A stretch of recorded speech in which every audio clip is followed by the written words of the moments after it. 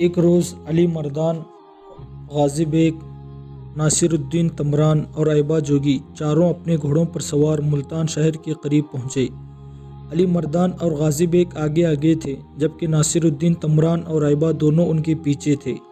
شہر سے ذرا فاصلے پر ہی آپس میں صلح و مشورہ کرنے کے بعد علی مردان اور غازی بیگ دونوں نے اپنے گھوڑوں کو روک دیا۔ ان کے قریب آ کر ایبا اور ناصر الدین تمران نے بھی اپنے گھوڑے روکے۔ کچھ دیر خاموشی رہی، پھر علی مردان ناصر الدین تمران اور ایبا کو مخاطب کر کے کہنے لگا، میرے عزیز، ہم اس وقت ملتان شہر کے شمالی دروازے کے سامنے ہیں۔ شہر کے مشرقی جانب ایک سرائے ہے۔ میں چاہتا ہوں یہاں سے اپنا رخ بائیں جانب موڑتے ہیں، سرائے کی طرف جاتے ہیں۔ تم دونوں سرائے میں داخل ہو جانا، ہم شہر پناہ کے مشرقی دروازے سے شہر میں داخل ہو جائیں گے۔ علی مردان جب خاموش ہوا تب کچھ دیر تک ناصر الدین تمران نے ایبا سے مشورہ کیا۔ پھر ناصر الدین تمران علی مردان کو مخاطب کر کے کہنے لگا، علی مردان اور غازی بیگ میرے بھائیوں، میں تمہاری اس تجویز سے اتفاق نہیں کرتا۔ دیکھو، اگر تم دونوں ہمارے ساتھ یہاں سے مشرقی حصے کا رخ کرتے ہو تو کئی لوگ ہم چاروں کو اکٹھا دیکھیں گے، جو بعد میں ہمارے لیے نقصان کا باعث ہو سکتا ہے۔ بہتر طریقہ یہی ہے کہ تم دونوں یہی سے شمالی دروازے کے ذریعے شہر میں چلے جاؤ۔ تم دونوں نے جو ہمیں اپنا پتہ لکھ کر دیا ہے وہ ہمارے پاس محفوظ ہے۔ اگر ضرورت پڑی تو ہم تم سے رابطہ قائم کر سکتے ہیں۔ میں اور ایبا یہی سے بائیں ہاتھ جاتے ہیں۔ شہر کے مشرقی حصے میں اگر کوئی سرایہ ہے تو ہمیں اسے تلاش کرنے میں دقت پیش نہیں آئے گی۔ ایسا میں مصلحت اور احتیاط کے طور پہ کہہ رہا ہوں، اس لیے کہ ہم چاروں کا اکٹھے سرائے کے پاس سے گزرنا، یاد رکھنا، ہمارے لیے خطرات بھی پیدا کر سکتا ہے۔ علی مردان اور غازی بیگ دونوں نے ناصر الدین تمران اور ایبا کی اس تجویز سے اتفاق کیا۔ پھر علی مردان اور غازی بیگ نے دونوں کو خدا حافظ کہا اور شہر کی شمالی دروازے کی طرف ہو لیے تھے، جبکہ ناصر الدین تمران اور ایبا دونوں بائیں جانب مڑ کر شہر کے مشرقی حصے کا رخ کر رہے تھے۔ ملتان ایک قدیم تاریخی شہر ہے۔ البیرونی اپنی کتاب الہند میں لکھتا ہے کہ اس کا قدیم اور اصل نام کشف پورہ تھا، کیونکہ یہ شہر بیرونی حملہ آوروں کے ہاتھوں بار بار تباہ ہوتا رہا، بار بار اجڑتا رہا، اس لیے اس کے نام بھی اسی لحاظ سے بدلتے رہے۔ کبھی اس کا نام ہنس پورہ رہا، کبھی بھاگ پورہ، کبھی نصب پورہ، کبھی مورسا تن پورہ، کبھی پریلا پور، کبھی ملتاران بھی رہے ہیں۔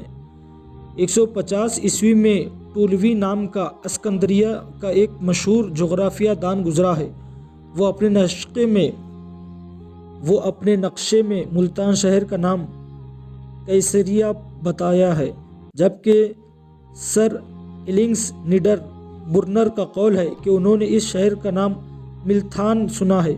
ممکن ہے انہی ناموں سے بگڑ کر کوئی نام ملتان ہو گیا ہو۔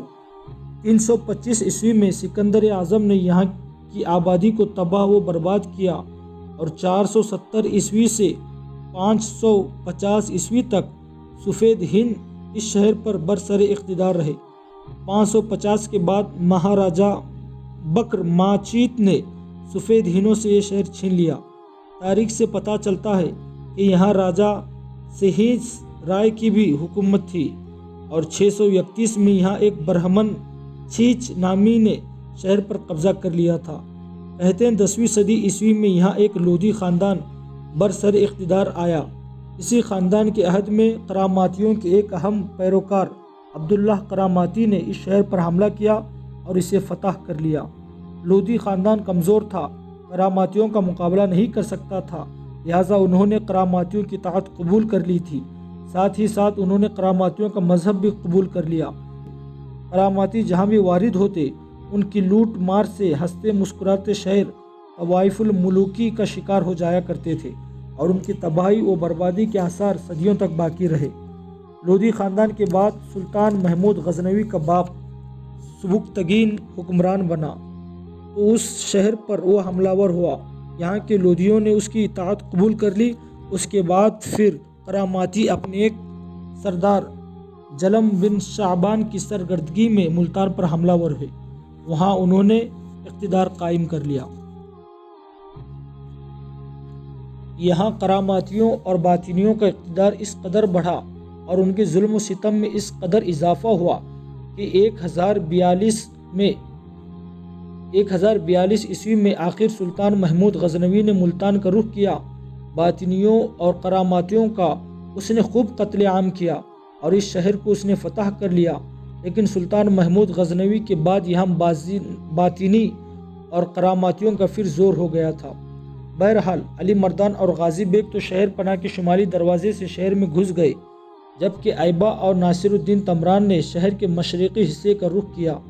ایک سرائے تلاش کرنے میں انہیں کوئی دقت پیش نہ آئی۔ سرائے کے باہر ہی ایک جگہ ناصر الدین تمران نے اپنے گھوڑے کو روک دیا۔ اس کی طرف دیکھتے ہوئے ایبا نے بھی اپنے گھوڑے کی باگیں کھینچ لی تھی۔ اس پر ایبا کو مخاطب کرتے ہوئے ناصر الدین تمران کہنے لگا، سن میرے ننھے ساتھی، سرائے سامنے دکھائی دے رہے ہیں۔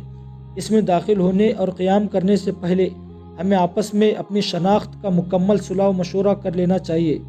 دیکھو، سرائے میں داخل ہونے کے بعد جب سرائے کا مالک ہم سے پوچھے کہ کہاں سے آئے ہو تو ہمیں پہلے سے طے کر لینا چاہیے کہ ہمیں کیا جواب دینا چاہیے۔ میرے ننھے بھائی، میں جانتا ہوں تم عقل مند ہو، سیانے ہو، حرب و ضرب کے ہنر میں بھی طاق ہو۔ پہلے تم کہو ہمیں کیا کہنا چاہیے۔ جواب میں ایبا نے اپنے ماتھے پر ہاتھ رکھ کر کچھ دیر سوچا، پھر ناصر الدین تمران کی طرف دیکھتے ہوئے کہنے لگا، میرے محترم بھائی، میں سمجھتا ہوں ہمیں جھوٹ نہیں بولنا چاہیے۔ جو بھی ہم سے پوچھیں گے ہم کہاں سے آئے ہیں، صاف بتا دینا چاہیے کہ ہم مغرب سے آئے ہیں، بلکہ ہم یہ کہہ دیں گے کہ ہم غزنی کے رہنے والے ہیں، غزنی سے آ رہے ہیں اور مختلف شہروں کی تاریخی مقامات دیکھنے نکلے ہیں۔ بنیادی طور پر ہم سیاح ہیں۔ اگر کوئی مزید سوال کرے تو تمران میرے بھائی، ہم یہ کہہ سکتے ہیں کہ ہم ایبا کو رک جانا پڑا، اس لیے کہ اس کی بات کاٹتے ہوئے ناصر الدین تمران بول پڑا تھا، میرے سیاہ بھائی، پہلے میری بات سنو۔ یہ کہنے میں حرج تو نہیں کہ ہم سیاہ ہیں، اس سے بہت سی باتیں چھپ جائیں گی۔ اگر کوئی ہم سے سوال کرے، اگر تم سیاہ ہو تو کون کون سا شہر دیکھ کر آئے ہو؟ ناصر الدین تمران کے خاموش ہونے پر ایبا مسکراتے ہوئے کہنے لگا، نہ یہ سوال مشکل ہے اور نہ اس کا جواب ناممکن ہے۔ اگر کوئی ہم سے پوچھتا ہے کہ ہم نے سیاہ میں کیا کچھ دیکھا ہے تو ہم صاف کہیں گے، ہم غزنی سے سیدھے ادھر آئے ہیں، پہلے ملتان اور اوش شہر دیکھیں گے، اس کے بعد واپس جائیں گے، اور ہم نے سنا ہے کہ دریائے چناب کے کنارے بڑی تاریخی اہمیت کا شہر سوہدرا ہے، اسے دیکھیں گے، اس کے بعد واپس اپنے علاقے کی طرف چلے جائیں گے۔ میرے خیال میں ایسا کہنے میں نہ کوئی قباحت ہے، نہ ہم سے مزید کوئی سوال کرے گا۔ اگر ہم یہ کہہ دیں کہ ہم فلاں شہر دیکھ کر آئے ہیں تو تمران میرے بھائی، اگر ہم سے پوچھنے والے نے وہ شہر دیکھے ہوئے ہوں اور ان شہروں سے متعلق ہم سے کسی نے سوال داغ دیا تو یاد رکھنا، ایسے دھر لے جائیں گے کہ زندگی بھر جان نہیں چھوڑے گی، اور میرے خیال میں باقی زندگی میری تیری زندان ہی میں گزر جائے گی۔ ایبا کی اس گفتگو کے جواب میں ناصر الدین تمران نے ایک کہا لگایا، پھر کہنے لگا، ایبا، تمہاری باتیں بڑی قیمتی ہوتی ہے۔ جہاں تم ایک بے نظیر تیر انداز، ایک لاجواب تیغ زن ہو، وہاں میرے ننھے بھائی تم عقل مند بھی ہو۔ تمہاری تجویز کو میں پسند کرتا ہوں۔ جو کچھ تم نے کہا ہے ایسا ہی کہیں گے۔ اب آؤ، نڈر اور بے دھڑک ہو کر سرائے میں داخل ہوتے ہیں۔ ناصر الدین تمران کے ان الفاظ سے ایبا ہنس دیا تھا۔ پھر دونوں خوش سرائے میں داخل ہوئے۔ پہلے سرائے کے مالک کے پاس آئے، اسے بتایا کہ وہ سیاح ہیں، غزنی سے آئے ہیں، ملتان اور اوچھ دیکھنا چاہتے ہیں۔ ان کے اس انکشاف پر سرائے کا مالک بڑا خوش ہوا، اپنے ملازم کو بلا کر ان کے گھوڑوں سے سامان اتروایا، گھوڑوں کو استبل کی طرف بھجوا دیا، ان دونوں کو رہائش کے لیے کمرہ دیا اور دونوں اپنا سامان اٹھا کر اس کمرے میں منتقل ہو گئے تھے۔ چند ہفتوں تک انہوں نے اسی سرائے میں قیام کیے رکھا، ملتان شہر اور اس کے گرد و نواح میں گھومتے رہے، حالات کا جائزہ لیتے رہے۔ جو کوئی بھی پوچھتا اور وہ سیاح بتاتے تو لوگ ان کی طرف سے مطمئن ہو جاتے۔ اس دوران ان دونوں کا علی مردان اور غازی بیگ سے بھی برابر رابطہ رہا۔ ملتان شہر اور گرد و نواح کا جائزہ لینے کے بعد دونوں نے آخر وہ شہر کا رخ کیا، اس لیے کہ غازی بیگ اور علی مردان نے انہیں بتایا تھا کہ وہ شہر میں جو ہندوؤں کا تہوار منعقد ہوتا ہے اس کے منعقد ہونے میں چند دن ہی رہ گئے ہیں۔ ایبا کو چونکہ اس تہوار میں نہر والا کے راجا کی راجکماری سے تیر اندازی کا مقابلہ کرنا تھا، لہٰذا ناصر الدین تمران اور ایبا دونوں نے ملتان سے نکل کر اوچ کا رخ کیا تھا۔ جس دن وہ اوچ شہر کی طرف روانہ ہوئے تھے، ان دونوں سے صلاح و مشورہ کرنے کے بعد اس سے اگلے روز علی مردان اور غازی بیگ بھی ملتان سے اوچ کا رخ کر گئے تھے۔ اوچ ایک قدیم اور پرانا تاریخی شہر ہے، بھاولپور سے جنوب مغرب کی طرف 38 میل کے فاصلے پر پنجند کے سنگم پر واقع ہے۔ اس کا نام غالباً قصبے کے اونچے ہونے یعنی بلندی کی وجہ سے پڑا تھا۔ ایک روایت کے مطابق یہاں قدیم ہندوؤں کی دیوی اوشا کا مندر تھا، اور دوسری روایت کے مطابق راجہ ہود کے ایک والی چچ نے یہاں ایک تالاب کھدوایا تھا۔ اس کی مٹی سے جو قلعہ تیار ہوا اس پر بسنے والے شہر کا نام اوچ پڑا۔ مسلمانوں کی روایت کے مطابق ایک شخص جلال الدین شیر شاہ ترکستان سے یہاں آئے، انہوں نے یہاں آ کر قلعہ تعمیر کرایا۔ مسلمانوں کی روایت کے مطابق ایک شخص جلال الدین شیر شاہ ترکستان سے یہاں آئے، انہوں نے یہاں ایک قلعہ تعمیر کرایا اور اس شہر کا نام اوچ یعنی بلند رکھا۔ مشہور مسلمان مورخ ابن بطوطہ اوچ شہر سے متعلق کہتا ہے کہ یہ دریائے سندھ کے کنارے واقع ایک بہت بڑا اور خوبصورت شہر ہے۔ بازار عمدہ اور عمارتیں خوبصورت ہے۔ اس کا یہ کہنا مبالغہ آمیز نہیں، آج بھی یہاں کی آب و ہوا صحت مند ہے۔ البتہ پرانا شہر ہونے کی وجہ سے مندروں اور مزاروں اور مقبروں کے سلسلے دور دور تک پھیلے ہوئے ہیں۔ یہ ساری چیزیں اس کی سابقہ عظمت کی گواہی دیتی ہے۔ موجودہ شہر یہ ساری چیزیں اس کی سابقہ عظمت کی گواہی دیتی ہے۔